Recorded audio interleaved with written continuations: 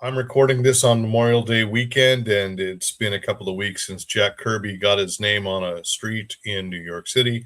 So it's a good time to remember we don't like Nazis.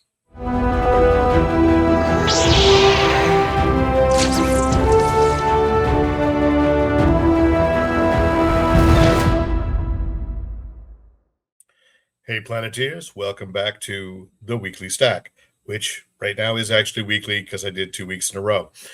It's mostly, it is all number ones in the stack. And before I go any further, I would like to say that if you wish to still order a copy of Horror Not Hate, the horror anthology that I do have a story in with Rafael Navarro, it is available in PDF form right now. You can download it, and all the proceeds go to civil rights groups. I hope that's okay with you because you're here, so it must be. All right. Here's what happens. Every week I go to House of Secrets in Burbank, California, and it is a great shop, and I get books handed to me from my stack that I pre-ordered, though gonna admit for the next month I'm just out there because I did not have time to actually go through all the catalogs and figure out what I want. So I'm taking my chances, but that's when things get fun. All right. Anyway, I then go through and I used to just like justify every single book that I bought, and because I know I don't get to read each one each week, but this week pretty good because of being number one. So I'm caught up on these first issues. All right, let's go through them. All right, first up, character that I love because I'm old school Disney fan. Really, it was watching Zorro on the Mickey Mouse Club. I think reruns. I'm not that old, and the Guy Williams version of Zorro, and I had a Whitman big book. I don't know what they called those. They were like chat. We'd call them chapter books now. That they would do these license things. So I have that Zorro. I must have read that a dozen times as a kid.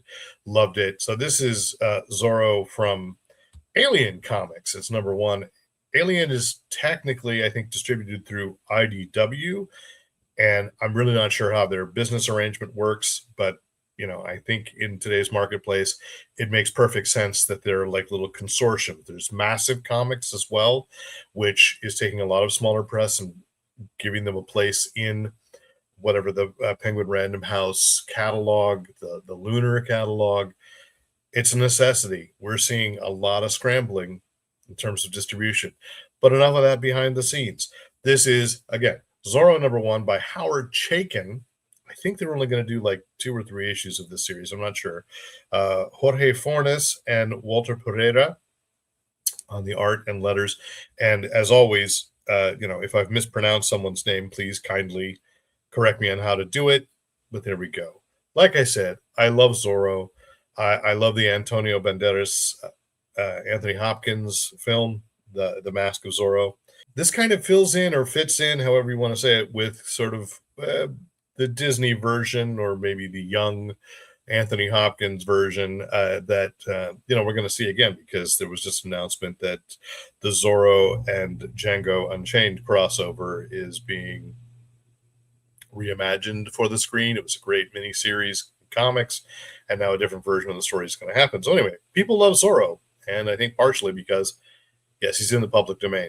But this is really cool. You could see it as sort of a continuation of the Disney version from the 50s, and we've been promised a new version of that too. That hasn't happened yet, but I love this. Jenkins created some new characters that could go off and be masked if you want, but it was just a really fun Zorro adventure with criminals masquerading as monks and all kinds of fun stuff. There's liquor involved.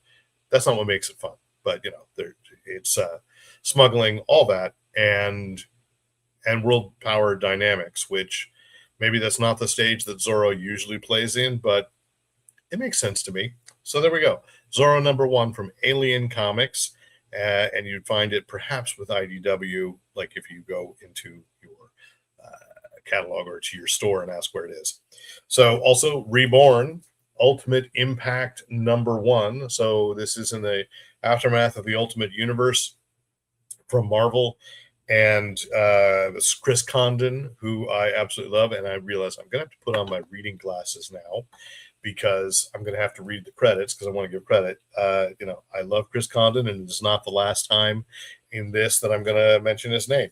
So I will be honest. You know what I'm behind on? The Ultimate Universe, which was ending. So I don't even know if it actually did get to its final issue because I read there were some delays, but this is what happens afterwards. And this reminds me of reading comics as a little kid when you'd go to the drugstore or the 7-Eleven, whatever, and you'd pick it up, pick things off the spinner rack, and you didn't know where it was. It was a revelation when I found out about comic book shops, I'll tell you. Anyway, the writer is Chris Condon, the artist is Stefano Caselli, the color artists are Monte Gracia and David Curiel, and the letterer is VC's Joe Sabino. So, this is, I don't want to say an excuse to create new characters, but it's an opportunity. Let's call it that, to create new characters. But unlike such previous opportunities, like I've gone through a lot, Blood Pack, etc. There were a few like that. DC and Marvel both did that. Mutants, always new ones discovering. This is with these origin boxes from the Ultimate Universe getting loose in the Marvel Universe.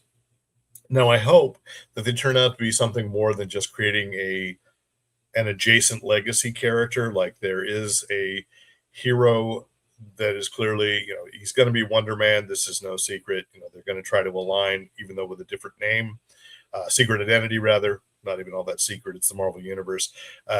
Align with the TV series that was on, which, by the way, if you have not watched those episodes on Disney Plus, it's a bit of a slow burn for some. I completely understand that. But as a sometime actor, and I will say that, sometime actor, and I live in Burbank. Oh, yes.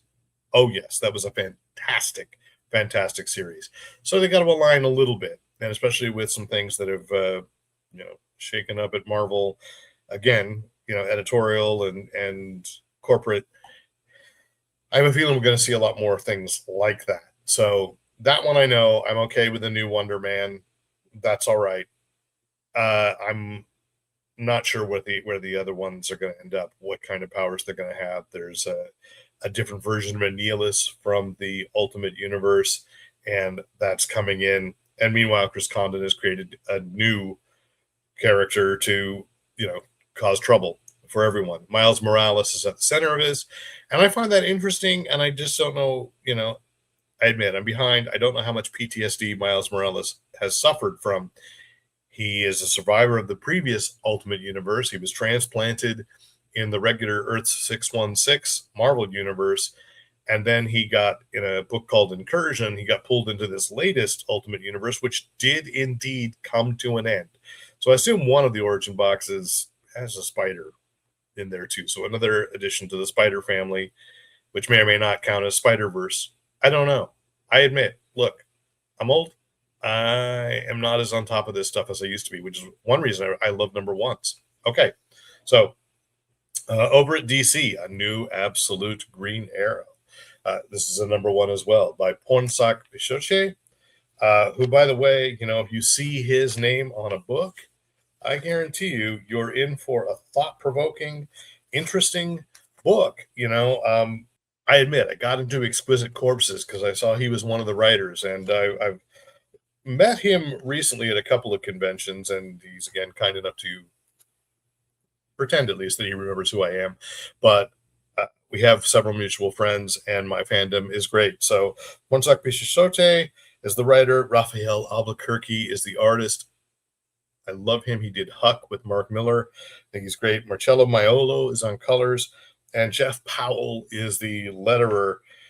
This is not a Green Arrow that you expect. Of course, this is the Absolute Universe, but this book hits hard, and that's one thing I really love about Bronsak's books. Like, he did this horror graphic novel called Infidel years ago, which was just chilling and wonderful. Because I can't think of a better way to say that. But it was terrific. And he, of course, also wrote The Good Asian, which I think I have bought in every version that has been released. It's like my Meatloaf Bat Out of Hell, but in comics. Like I bought the individual issues, I bought the trade paperbacks they came out, and then there was a combined edition in hardcover, which I have recommended to people because I just love what Pornsock has to say. Like my friend Josh Dysart, he often talks about social issues through a lens that, makes it something that some people are going to miss what the social issues are, but that's okay. And there are people that like Green Arrow, so they're going to buy this. And like a lot of the Absolute universe, it feels like it might be our universe. The Absolute Green Arrow is going after billionaires, and it may not be Oliver Queen, because in the Absolute universe, Oliver Queen was killed, or was he? We'll see. Anyway, the point of view character is actually Dinah Lance, this universe's version of Dinah Lance, and I'm there. So that's my DC book. It might not be my only DC book of this week. No, it is. I mean, I have some others in the stack, but I haven't read them. I'm going to go for one number 3 really quickly. This also from IDW, Smile for the Camera, number 3. I've mentioned Smile for the Camera before, the first 2 issues, because one, I really, really like the horror franchise building up around it. And as much as I tend not to go for like comic book side stories, that kind of stuff, just because, I'm just fit in continuity. And then I think in horror, it doesn't really matter. So anyway, but this by an artist, a writer who I'm really starting to love, Hannah Rose May. And okay, I'm going to put the reading glasses back on, and I hope you are patient with me. As I think I've mentioned before, had cataract surgery. Now I've got 20/20 vision. It's fantastic, but I can't read up close. I don't mind. I spent most of my life in glasses, so I got the dorkiest ones so I could find them. These are prescription. Anyway, Hannah Rose May, Mariana Puglia, and Derbla Kelly. And, let us not forget, I would love to not have to be political. I would love it. But I also think staying silent on political issues is political speech. And so I can't, in this era where we know there was this horrific cabal of mostly men, let's face it, but I'm sure there were some women involved. The Epstein files would blow the lid wide open on this thing. And Smile for the Camera is a point in time in the modeling industry, which I'd like to believe has reformed somewhat, but I just don't have that faith. It's going to take a lot for us. So I don't know that a horror comic is going to move that needle, but Hannah Rose May, I love your work. And that includes right now also from IDW, the Exorcism at Buckingham Palace, which was a couple weeks ago. And there was a Exorcism at 1600 Pennsylvania Avenue was the series before that. So great writer, again, like Pornsock, absolutely, talking about the things that she's angry about and rightfully angry about through the medium of comics. And I love that. So there we go. Hey, I'm back to Chris Condon, and I've jumped over to Image Comics. I'll get back to IDW in a minute. And that's Of the Earth. Now, I was explaining to a friend, I'm going to name drop because I think Wicked Town Studios, Frank Stokes, as the co-creator of a book called Wicked Town, which the second issue was almost done, to be released out into the wild. We were having lunch on Friday, and we were just talking about hey, what are you reading? What's inspiring you? And I said this one, Of the Earth by Chris Condon and Charlie Adlard, who I think counts as the co-creator of The Walking Dead. I think he was the first artist on it. And boy, could you tell that I did not really follow The Walking Dead comic really closely. And Nate Costa is air punching me right now. And Andrew Eric is the letterer.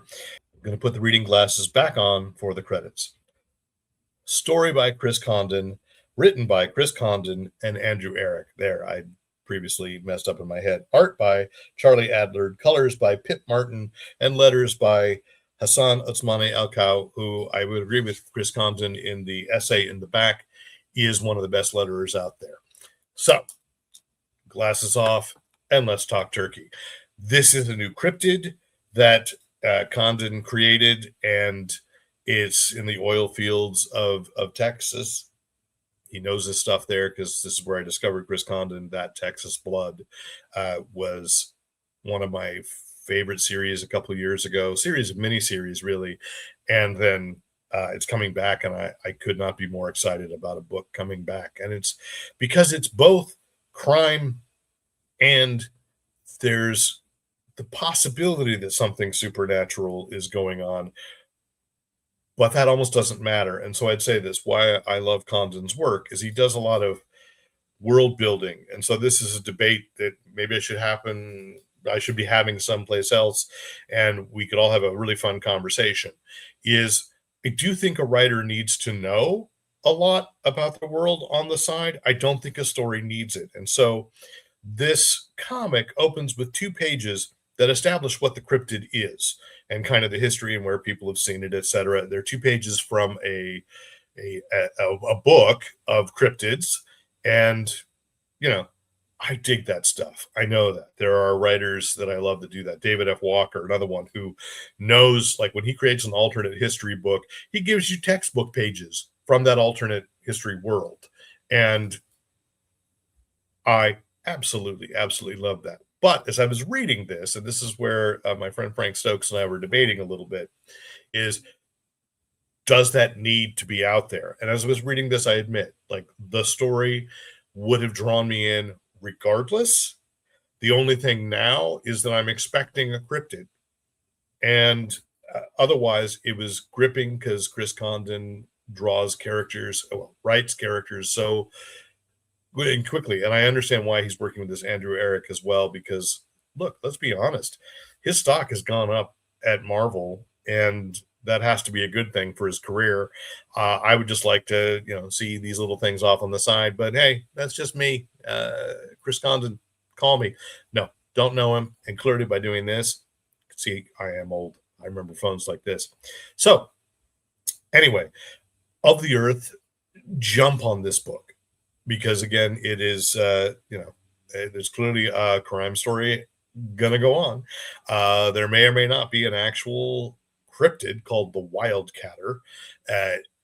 This thing may exist, or this may be people using it as an excuse. It was that ambiguity that really, to me, was the heart and soul of that Texas Blood, and yet it still would have been a great story without that implication.